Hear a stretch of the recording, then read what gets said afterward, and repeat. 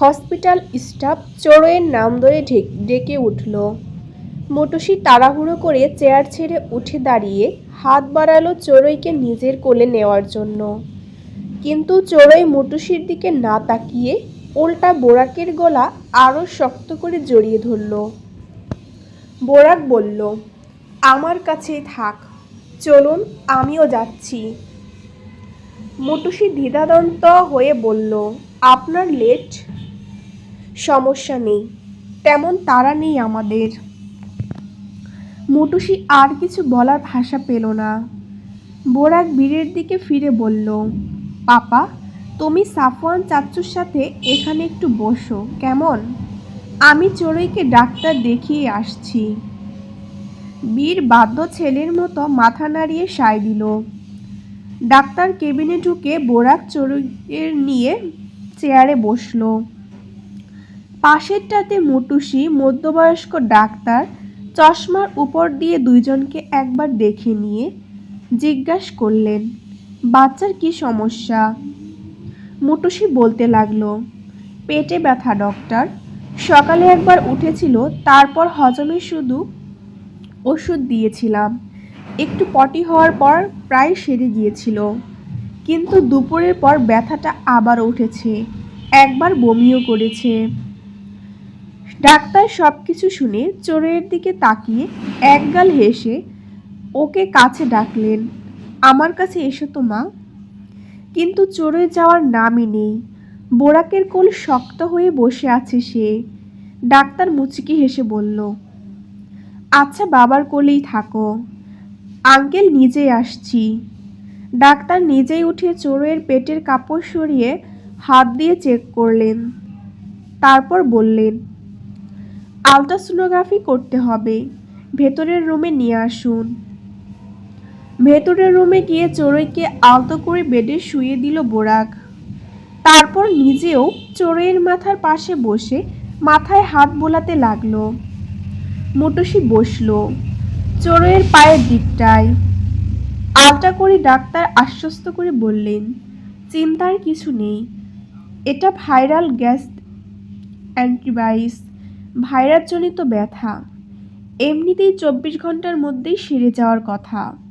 তবে বাচ্চার কষ্ট কমাতে আমি একটা ইনজেকশন দিয়ে দিচ্ছি, আধা ঘন্টার মধ্যেই ব্যথার উপশম যাবে। আর বাচ্চার খাবারের দিকে একটু নজর রাখতে হবে, বাহিরের খাবার এড়িয়ে চলবেন। মোটুসি বুক থেকে যেন এক মনের পাথর সরে গেল। স্বস্তির একটা দীর্ঘশ্বাস ফেলে সে মনে মনে কয়েকবার আলহামদুলিল্লাহ জপে, ডাক্তার, এমনিতে ওকে তেমন একটা বাহিরের খাবার দেই না। ডাক্তার মুচকি হেসে বললেন, আসলে ছোট্ট বাচ্চা পাকস্থলী অন্তত লাজুক, সামান্য এদিক সেদিকে হেদিক হলে বদহজম কিংবা গ্যাস্ট্রিকের সমস্যা দেখা দেয়, প্যানিক হওয়ার কিছুই নেই।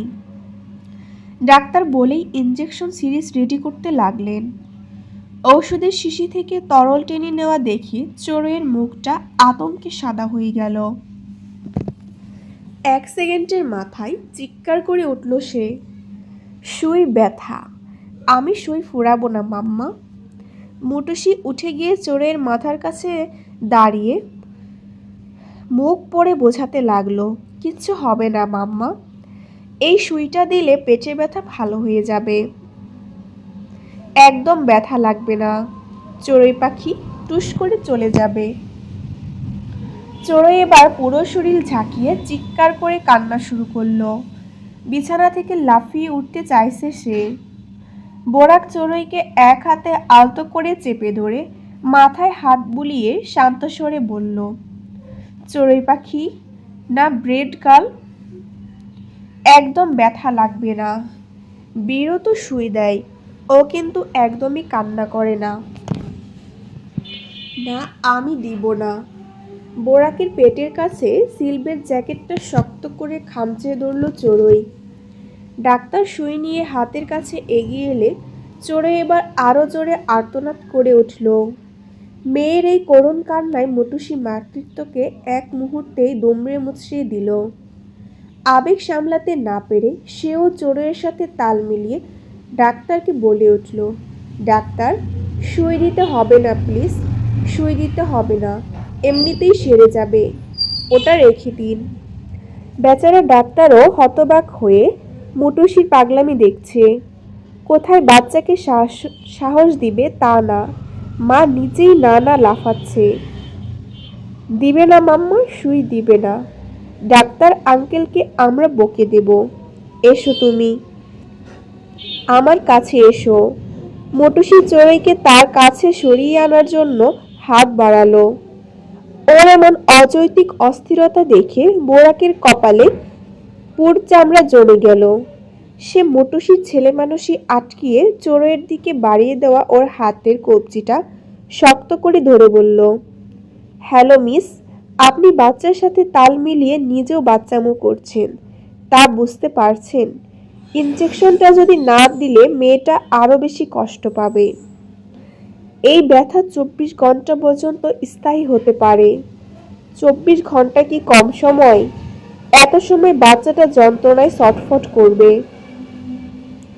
বোরাকের এই কঠোর আচরণে জমে গেল মুটুসি। একজোড়া গাঢ় বাদামি চোখের তীক্ষ্ণ দৃষ্টির সাথে তার ছলছল দৃষ্টি এক লোমহার সূক্ষ্ম বিনিময় হয়ে গেল। পরক্ষণে মুটুসি ধীরস্থির দৃষ্টি নামিয়ে আনল নিজেই ফিনফিন কবজিতে, যেখানে বোরাকের শক্ত হাতের বাঁধন স্পষ্ট। মুহূর্তের ব্যবধানে যেন তাদের বর্তমান পরিস্থিতি ও নিজেদের অবস্থানের কথা বোরাকের বোধহায় হলো। দায়বদ্ধতা বা অধিকার কোনোটারই বৃদ্ধি নেই তাদের মধ্যে, অথচ সে তার আচরণের মাত্রা ক্রস করে ফেলেছে। অপ্রস্তুত হয়ে বোরাক তৎক্ষণাৎ মুটুসির হাত ছেড়ে দিয়ে একটু পিটিয়ে মৃদু স্বরে বলল, সরি। মুটুসিও নিঃশব্দে 2 কদম পিছিয়ে স্থির হয়ে দাঁড়ালো। ডাক্তার এই দৃশ্য দেখে কয়েক মুহূর্ত স্তব্ধ হয়ে দাঁড়িয়ে রইলেন। এতক্ষণে তিনি যাদের রোগীর অভিভাবক অর্থাৎ স্বামী স্ত্রী ভেবে আসছিলেন, তাদের মধ্যে হঠাৎ এই হ্যালো মিস সম্বোধন ভদ্রলোককে বেশ অবাক করল। বোরাক আর সময় নষ্ট করল না, চড়ুইকে নিজের বুকের সাথে শক্ত করে চেপে ধরল। ছোট্ট মাথাটা পরম মমতাময় ঢেকে রাখলো যাতে মেয়েটা ইনজেকশনের ফালাটা দেখতে না পায়। এরপর ওই ছোট্ট হাতটা বাহুর সাথে চেপে ধরে ডাক্তারকে ইশারা করল বোরাক। ডাক্তার দ্রুত ইনজেকশনটা পুশ করে দিলেন। আকাশ ফাটানো একটা চিৎকারে কেঁদে উঠল চড়ুই। মুটুসি দ্রুত ছুটে এসে চড়ুইকে বোরাকের থেকে কেড়ে নিজের কাছে টেনে নিল। মেয়েকে বুকের সাথে জড়িয়ে ধরে এবার নিজেও নীরবে অশ্রু বিসর্জন দিচ্ছেন সে। ডাক্তার এবং বোরাক দুইজনেই বিষণ্ণয় নিয়ে এই মা মেয়ের দিকে তাকিয়ে, ডাক্তার সাহেব বুঝি তার পেশাদারিত্বের এতগুলো বছরে প্রথমবার এমন মা দেখলেন যে বাচ্চাকে ইনজেকশন দেওয়ার ভয়ে বাচ্চার সাথে তাল মিলিয়ে কান্নাকাটি করে একাকার। পরিবেশ একটু থিতু হয়ে এলে ডাক্তার টিস্যু বক্স থেকে একগুচ্ছ টিস্যু বের করে মুটুসির দিকে এগিয়ে দিলেন। মুটুসি টিস্যুগুলো হাতে নিয়ে নিজের চোখ মুছলেন। চড়ুইকেও চোখ মুখ মুছে দিল। ছোট্ট চড়ুই এখন থেকে অল্প অল্প ফুফাচ্ছে। শ্বাসের গতি পুরোপুরি স্বাভাবিক হয়নি। ডাক্তার মৃদু হেসে রসিকতার স্বরে জিজ্ঞাসা করলেন, ম্যাডাম, মেয়েকে কি সরকারি টিকাগুলো দেওয়ানো হয় না? মুটুসি খানিকটা অপ্রস্তুত হলো। চোখ মুখ স্বাভাবিক করার চেষ্টা করে বলল, জি ডক্টর, দেওয়া হয়। ডাক্তার আবার হাসলেন। টিকা দিতে বাচ্চার বাবা নিয়ে যান বুঝি? মুটুসি মৃদু স্বরে বলল, আমার মা নিয়ে যান। মধ্যবয়স্ক ডাক্তার এবার হো হো করে হেসে উঠলেন। চশমাটা একটু ঠিক করে বললেন, তাহলে আজকেও আপনার মাকে নিয়ে আসা উচিত ছিল ম্যাডাম। এমন কাণ্ড মনে হয় উনি ভালো করে সামলাতে পারেন। মুটুসি একটু লজ্জিত হয়ে ফ্লোরের দিকে তাকিয়ে রইল। বোরাকের বেডের একপাশে বুকের 2 হাত গুজিয়ে দাঁড়িয়ে আছে। মুটুসি কাচুমাচু লজ্জিত মুখটা দেখে অজান্তেই পুরুষাঙ্গুলি ঠোঁট দুটো একদিকে মৃদু প্রসারিত হয়ে উঠল। ডাক্তার বোরাককে উদ্দেশ্য করে বললেন, আপনি একটু আসুন আমার সাথে। ওয়েটিং করিডোরের চেয়ারে বসে চিপস খাচ্ছে আর চড়ুই পাখির জন্য অপেক্ষা করছে বীর।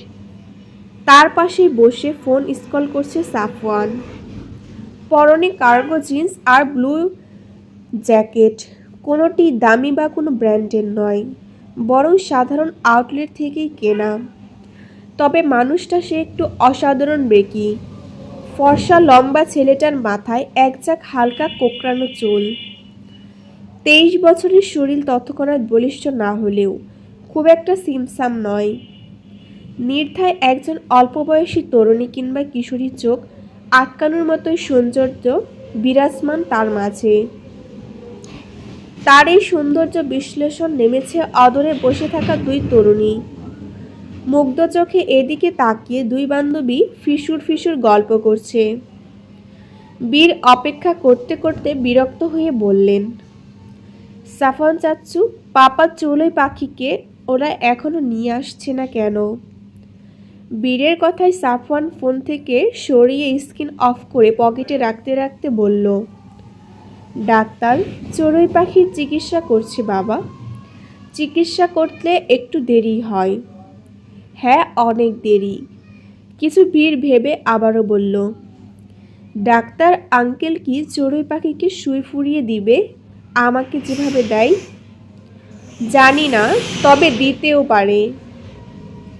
বীরের মুখটা মুহূর্তে মলিন হয়ে গেল। ফিসখিস করে বলল, চড়ুই পাখি তাহলে অনেক ব্যথা পাবে। বীরের চিন্তায় মুখটা দেখে মুচকি হাসল সাফওয়ান। ওর এই হাসি দেখে তরুণী দুটো আরও আদরে বসে থাকা ধৈর্য কুলালো না। তারা উঠে এসে ওদের সামনে দাঁড়িয়ে বীরের গালে হাত টেনে বলল, হাই কিউট বেবি, কি সুন্দর তুমি। বীরের গালে হাত দিয়ে অবাক চোখে তাকিয়ে বলল, তোমরা কে? তরুণীদের একজন হেসে বলল, আমরা তোমার আপু হই বাবু। এরপর অন্যজন সাফওয়ানের দিকে তাকিয়ে মিষ্টি হেসে বলল, হ্যালো ভাইয়া। সাফওয়ান নির্লিপ্ত হয়ে কটকট গলায় বলল, ভাইয়া না আব্বা। মেয়েটার উজ্জ্বল মুখখানা চুপসে এলো মুহূর্তেই। আব্বা? হ্যাঁ আব্বা, আপনার আব্বা জানি হই আমি। মেয়েটার চোখে রাজ্যের ঘুম। আপনি আব্বা মানে কি? ছোট ভাইয়ের বাপ তো আব্বাই হয়, তাই না? বলেই সাফওয়ান এবার বীরকে এক হাতে নিজের কাছে টেনে নিয়ে বলল, আমার ছেলে। এই বাচ্চাটা আপনার ছেলে? হ্যাঁ, একেবারে আমার পেটের ছেলে। পাশের তরুণীটি এবার বান্ধবীর হাত টানতে টানতে কানের কাছে মুখ নিয়ে বলল, চল বোন, অনেক হয়েছে, চল এখান থেকে। এটা রং স্টেশন, ট্রেনে ওঠার স্বপ্ন দেখে লাভ নাই। তরুণী যেতে যেতে অপ্রস্তুত স্বরে আমতা আমতা করে বলল, ইয়ে না মানে আব্বা, আসি তাহলে। সাফওয়ান হাত উঁচিয়ে বিদায় দিল। আচ্ছা আম্মাজান, ভালোই ভালোই যাইন। ওরা চলে গেলে বীর জিজ্ঞাসা করল, ওরা কে চাচ্চু? সাফওয়ান হেসে বলল, ওরা তোমার বড় বোন বাবা। তোমার সুন্দরী দুইটা রাজকন্যা। আর আমার সুন্দরী দুইটা রাজকন্যা। চলবে।